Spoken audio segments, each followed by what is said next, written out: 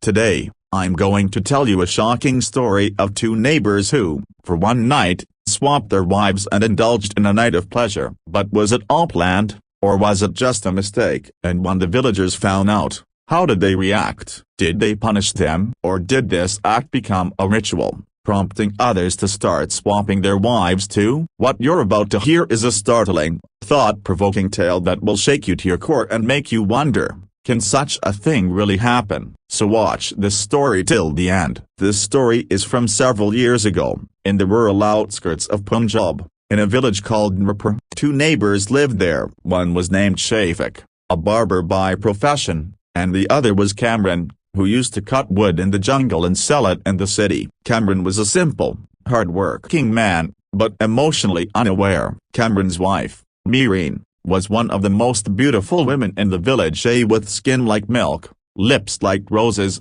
and eyes so deep they could make anyone lose themselves. If she were placed next to a princess, the princess would appear as a maid before her. But fate had paired this stunning woman with the poor woodcutter. In the early days of their marriage, everything seemed fine. Meereen would bid her husband farewell with a smile each morning and wait eagerly for his return every evening. She was content in her little world. But that happiness didn't last long. Within a few months, Cameron got used to his daily jungle routine, leaving early in the morning, chopping wood all day, selling it in the city, and coming home exhausted. He would head straight to bed, and no conversation, no glance, not even a word. Meereen, on the other hand, spent her days preparing for his return, changing clothes, putting on perfume, sitting before the mirror, trying to enhance her beauty. But when Cameron came home, all her efforts would go unnoticed, drowned in his silence. He saw her, yes, but like one might see a decoration on the wall, present, but unnecessary. Slowly, a void began to grow in Meereen's heart. She understood her husband's exhaustion, but what about her emotions, her desires, the fire in her heart that she crushed daily? Time passed, and she began breaking inside. One night, silence reigned over the village. Dogs barked occasionally, and the cold wind howled through empty streets. Meereen lay awake in bed, unable to sleep. The restlessness in her heart and the fire in her soul made her anxious. Then, suddenly, she got up. Quietly, she stepped outside into the cold night. Draped in mystery, she adjusted her dupatta and let the moonlight touch her face. She walked with a strange confidence the kind women silently nurture and one day unleash in rebellion. As she walked through the streets, her eyes caught sight of a man coming from the other side. It was Farad's, the landlord's son, drunk and staggering. His eyes were red, his walk uneven, but his face oozed wealth and arrogance. Their eyes met. Meereen's gaze spoke volumes, while Farad's wore a mischievous smile. He came closer and stopped without a word. Meereen looked down,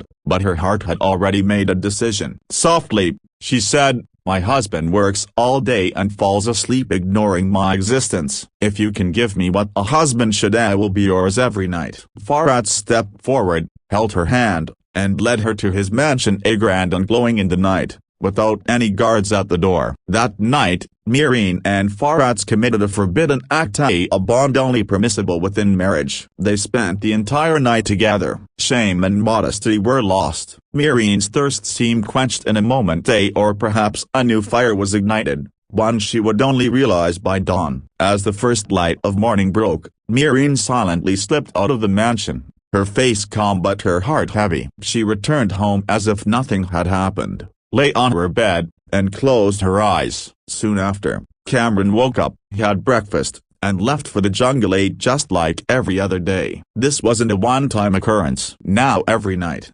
Cameron would come home exhausted and sleep, and Meereen would slip away to Farad's. Their nights continued in this way while Cameron remained clueless. He believed he was a responsible husband, providing all comforts to his wife, unaware that the greatest comfort as attention and presence had long been lost. Several days passed like this. One day, Cameron, as usual, went to the jungle. While chopping wood, he noticed an old man behind the bushes, wounded, bloodied, clothes torn, and breathing heavily. Alarmed, Cameron dropped his axe and rushed to him. "Babaji, what happened?"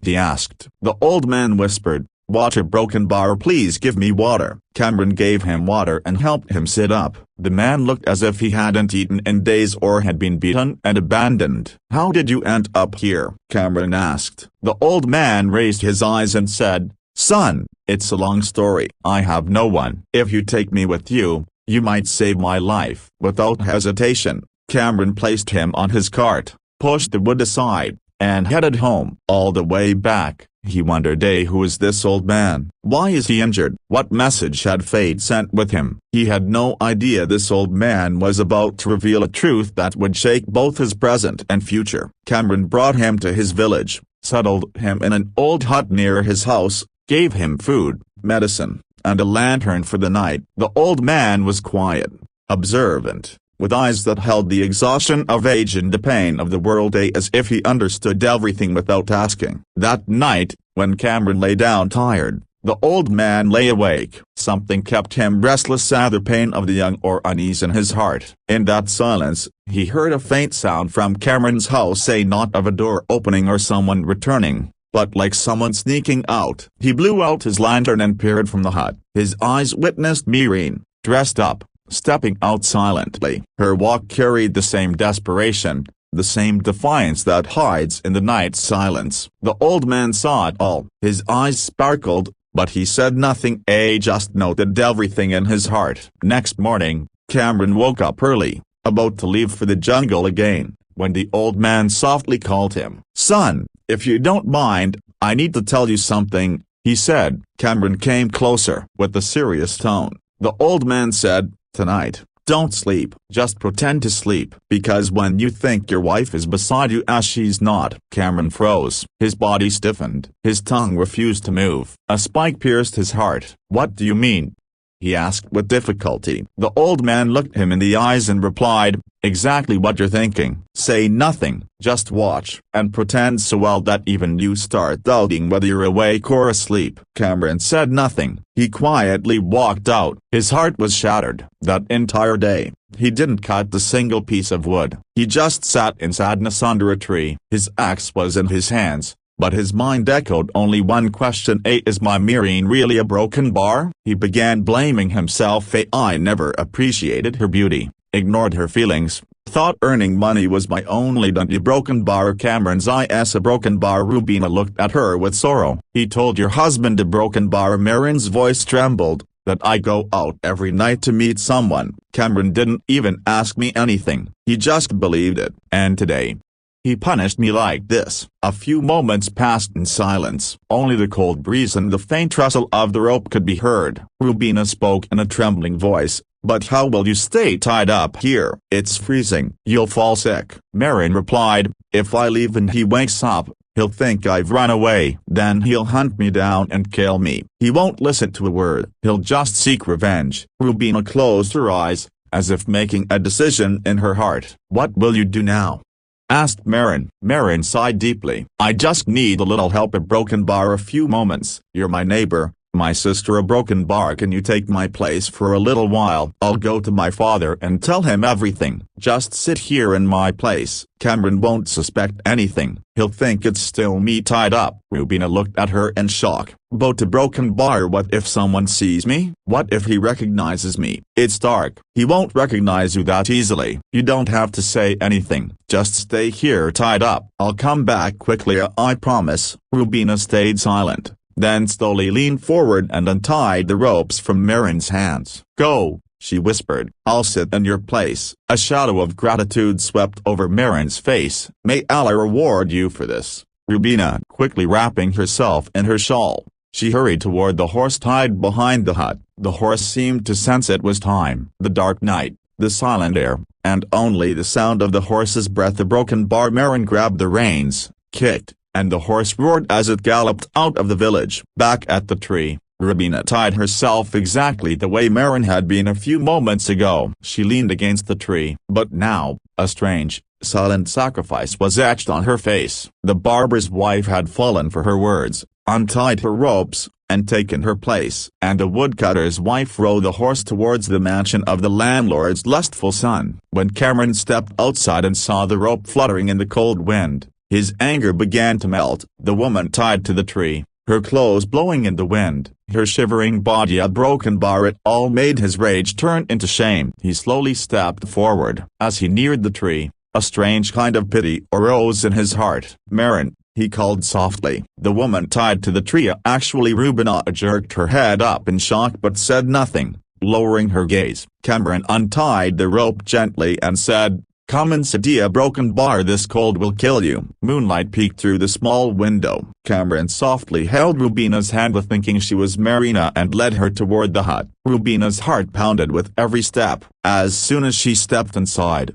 she thought of telling him the truth, but fear pricked her heart. What if he told my husband? What if my husband divorced me? What if I lost my honor? So she remained silent. Cameron closed the door behind them and softly said, "Marin, today I want to apologize. Maybe I never fulfilled the duty of being a husband. I always neglected you. But what happened today shook me. From now on, I'll give you everything that's rightfully yours." Rubina's heart sank. These were the words she had always longed to hear, but from her own husband. And now, she was hearing them from another man, a broken bar, while helpless, bound by fear and circumstance. Cameron held her face. "Why aren't you saying anything?" Rubina nodded her head, not from her heart or lips, but out of helplessness. "From today, every night will be yours. Every happiness will be yours," Cameron whispered emotionally as he gently laid her on the bed. Rubina was breaking inside but remained silent. One fear, one helplessness,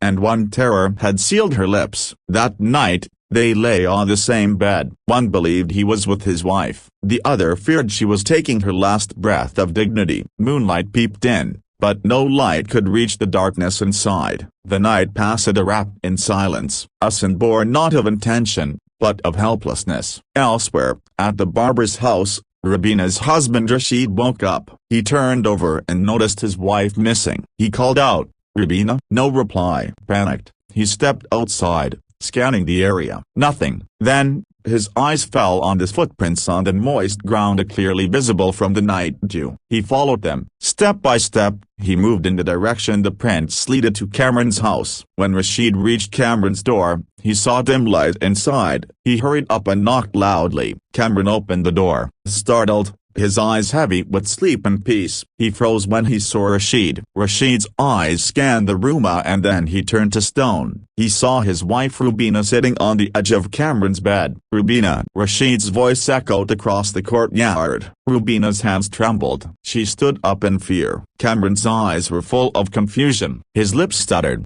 "He's a broken bar. This is Marine, a broken bar." Rashid stepped forward. "She's my wife. Do you even know what you've done?" The neighbors came out hearing the noise. Curious and judgmental eyes surrounded them. Rashid grabbed Cameron by the collar. "You have dishonored my home. This will now go to the Qazi." Cameron stood speechless, still in disbelief that the woman he thought was his wife was actually his neighbor or the barber's wife. Both were taken to the Qazi's court. The atmosphere was tense. The Qazi looked at them and said, "Tell me what happened." Rashid, enraged, explained the entire story. "My wife went missing last night, and I found her with this man. This is a case of adultery." The Qazi turned to Cameron. "Did you know this woman wasn't your wife?" Cameron's voice trembled. "I didn't know." "In the dark, same clothes, same silence, a broken bar. I thought she was my wife. I freed her from the rope, a broken bar, and I tried to fulfill my marital duty." Silence filled the court. The Qazi finally gave his verdict.